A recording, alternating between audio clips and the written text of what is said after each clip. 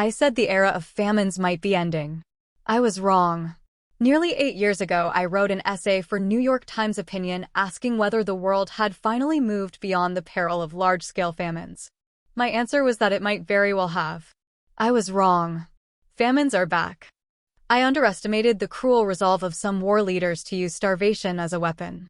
And I overestimated how much the world's largest humanitarian donors cared about feeding the hungry in conflict zones and giving them the necessary help to rise above the devastation when the fighting finally ended. Since 2016, the year I took that optimistic view, a decades-long improvement in world nutrition has stalled.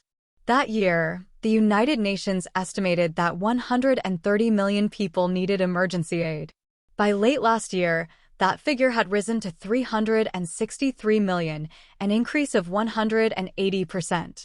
And famine, which had all but vanished globally, has returned to threaten a dozen countries and territories today.